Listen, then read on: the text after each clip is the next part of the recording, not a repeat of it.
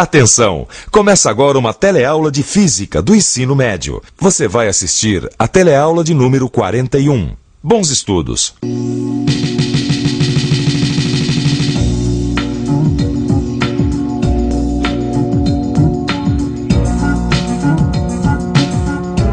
Sabe, Vicente, eu tô adorando trabalhar nessa lavanderia, rapaz.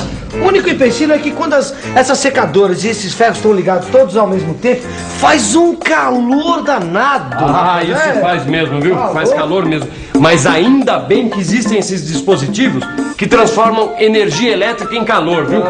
Ainda bem. Isso é, viu? E você, gostaria de saber como é que isso aqui funciona? É, porque lembre-se, hein? Esse processo aqui é um dos princípios de vários eletrodomésticos que facilitam a nossa vida. Na teleaula de hoje, você vai ver como a energia elétrica pode ser convertida em calor. Além de descobrir a definição de resistência elétrica, você vai aprender o que é a lei de Ohm, uma importante lei dentro da eletricidade. E você vai entender o que são os resistores lineares e não lineares, e como eles se associam, em série ou em paralelo. E aí, pessoal? Tudo certo? Olha, vamos esquentando as turbinas porque a teleaula de hoje vai pegar fogo, meu amigo. Vamos nessa!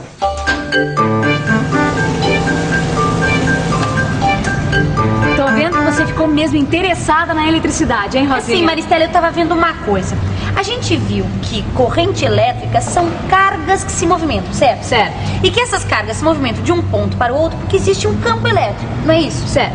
Agora, essas cargas também se movimentam quando existe uma diferença de potencial, não é? É isso mesmo. Na verdade, esses são dois jeitos diferentes de explicar a mesma coisa, Rosinha. Dá só uma olhada, olha só. Quando eu solto essa bolinha, olha, ela vai em direção ao chão porque existe um campo gravitacional, certo? Ou nós podemos dizer que ela cai porque existe uma diferença de potencial gravitacional entre o ponto mais alto, que é essa minha mão que está em cima, e o ponto mais baixo, que é essa minha mão que está aqui embaixo. Ah, eu já saquei, Maristela. Ó, aqui no condutor elétrico, neste fio, por exemplo, as cargas se movimentam, formam uma corrente elétrica porque existe um campo elétrico.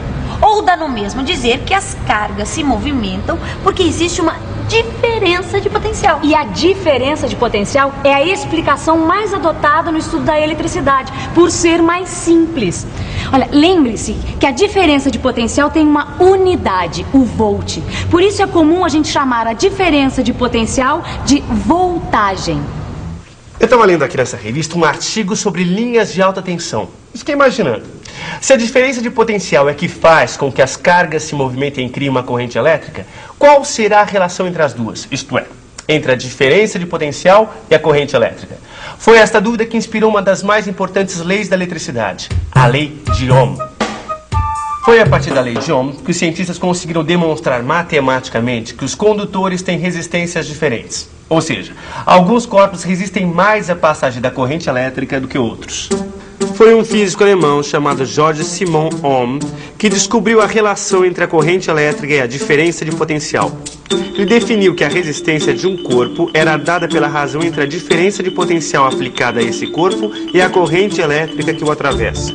Ohm chegou à seguinte definição: R, que representa a resistência, é igual a V, que representa a diferença de potencial, sobre I, que é a corrente elétrica. O valor da resistência é dado pela unidade Ohm, cujo símbolo é a letra grega ômega. Bom, como você viu, nós chegamos à definição de resistência. E a partir dela, podemos chegar finalmente à lei de Ohm. Dá uma olhadinha. Essa aqui é a definição de resistência que a gente acabou de ver. Multiplicando em cruz, a gente chega à lei de Ohm, uma equação que serve para entender vários fenômenos envolvendo eletricidade. Tá vendo? V é igual a R vezes I. Ô, Gil. Fala, Vicente. Eu tô vendo você aí passar roupa, eu tava pensando uma coisa. Essa tal da lei de Ohm, ela vale para qualquer tipo de condutor? Vale sim, Vicente. Olha, você pega esse pedaço de fio aqui, por exemplo, e todo pedaço de fio que é percorrido por uma corrente elétrica tem uma resistência elétrica definida. Agora, essa resistência varia de fio para fio, entendeu? Ah, quer dizer que todo fio percorrido por uma corrente elétrica é um resistor, já que ele tem uma resistência elétrica definida, é isso? Sabe, Vicente, o resistor já é fabricado pensando no tipo de uso que ele vai ter. Ó, por exemplo, aqui dentro desse ferro de passar roupa, o resistor que tem aqui já foi projetado para fornecer calor suficiente para a gente passar roupa. Entendeu? Ah, e é sempre bom lembrar que existem dois tipos de resistores, na verdade, né? O resistor linear e o resistor não linear, não é isso? É isso aí. Aliás, no seu livro, você vai encontrar a definição bem clara desses dois tipos de resistores. Dá uma olhada lá. Legal essa parte dos resistores, Maristela.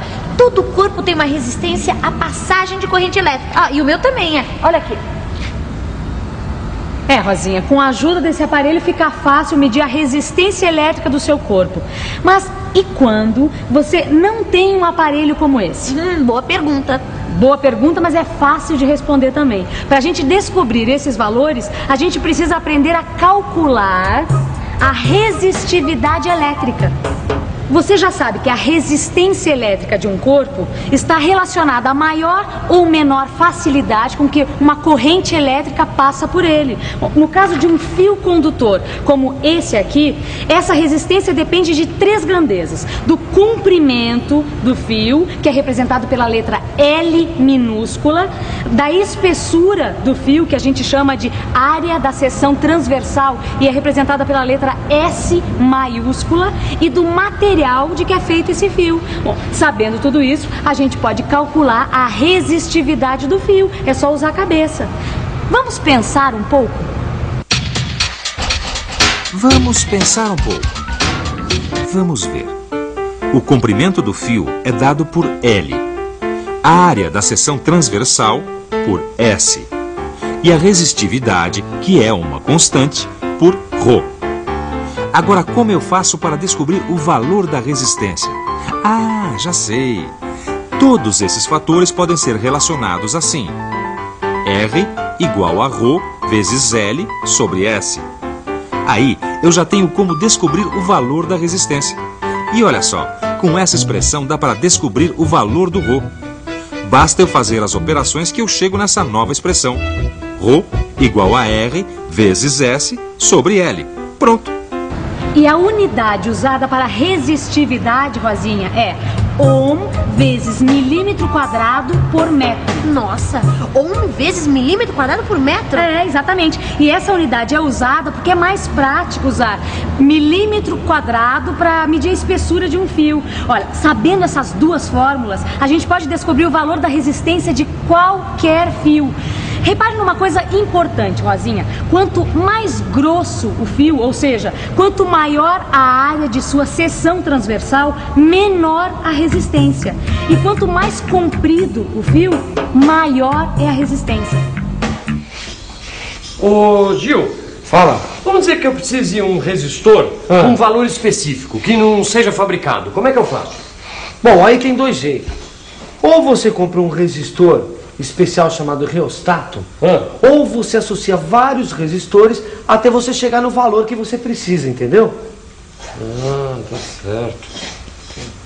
O reostato é um resistor em que o valor desejado é obtido através de um contato deslizante. Mudar a posição do contato é a mesma coisa que aumentar o comprimento do fio ou do material que está sendo percorrido pela corrente elétrica. Bom, como nós já vimos, quanto maior o comprimento, maior a resistência. Agora, se você quiser associar... Ah, peraí que eu já sei. Existem dois tipos de associação de resistores. Associação em série e associação em paralelo, não é isso? Exatamente.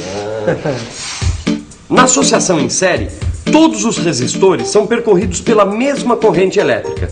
Vamos pegar uma associação em série qualquer. Para descobrir a resistência de todos esses resistores juntos, basta somar. É isso mesmo. Lembra da lei de Ohm? Pois é, você aplica essa lei, descobre a resistência elétrica de cada um e soma. O resultado é a resistência elétrica total dessa associação em série. E a associação em paralelo? Bom, como você acabou de ver, na associação em série todos os resistores são percorridos pela mesma corrente elétrica. Dá só uma olhadinha aqui. Na associação em paralelo, os resistores estão sujeitos à mesma diferença de potencial. O cálculo da resistência elétrica total de uma associação em paralelo é um pouco diferente da associação em série. E para descobrir como é feito este cálculo, é só dar uma olhada no seu livro de estudos. Mas viu, Vicente? Ai.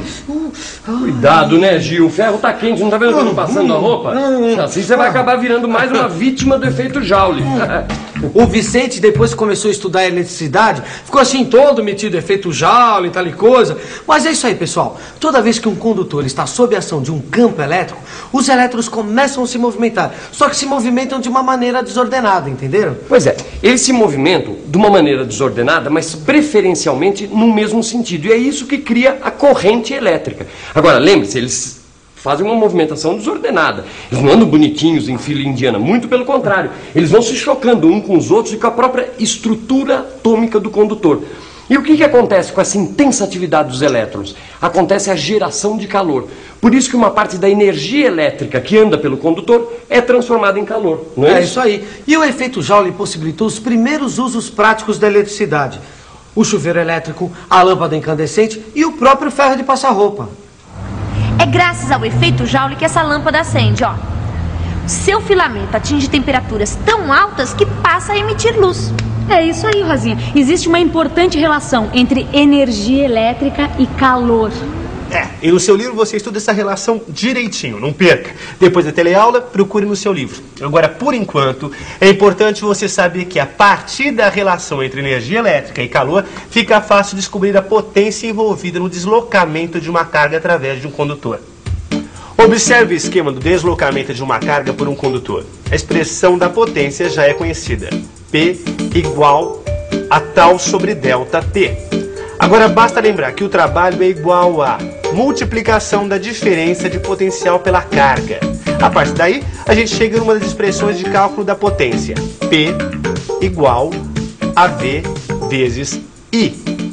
Eu disse uma das formas de calcular a potência. Existem outras, mas você deve estar se perguntando: e para que serve esse cálculo da potência? Bom, uma das utilidades, por exemplo, é a gente descobrir quanta energia um resistor consome. Outra coisa muito mais importante é saber que esse é o cálculo feito pelas empresas de energia elétrica para determinar quanto a gente paga de conta de luz no fim do mês. Mas esse cálculo você vai conhecer consultando o seu livro. Não deixe de conferir, hein? Gil, essa eletricidade é interessante mesmo, né? Ela tem vários aspectos que normalmente a gente nem lembra, né? Por exemplo, você sabia que existem resistores mais eficientes que outros? Olha, mas não é só os resistores não, viu, Vicente? As máquinas também têm rendimentos diferentes. Os aparelhos elétricos, sejam eles resistores ou geradores, também têm rendimentos diferentes. E é impossível evitar o efeito Joule. Agora, no caso do nosso amigo ferro aqui, por exemplo, o efeito Joule faz parte do funcionamento dele, é a base dele, entendeu? Agora, em outros aparelhos, a geração de calor é puro desperdício. Pois é. E é possível calcular a eficiência de qualquer tipo de máquina, inclusive dos aparelhos elétricos. E para saber qual é o rendimento de qualquer um desses aparelhos, basta lembrar da definição de rendimento. A letra grega eta representa o rendimento. Voltando à nossa equação, eta é igual à potência útil, que é a potência fornecida pelo aparelho, sobre a potência total, que é a potência que o aparelho consome. Fazendo as contas, Gil, a gente descobre fácil. Fazendo as contas, nós temos muita roupa para passar ainda. Vamos logo para a revisão antes que chegue o patrão, meu amigo. E atenção, se liga aí que é a hora da revisão. Na teleaula de hoje, você aprendeu o que é a lei de Ohm e descobriu como definir resistência elétrica. Você viu também que existem resistores lineares e não lineares e associações de resistores em série e em paralelo.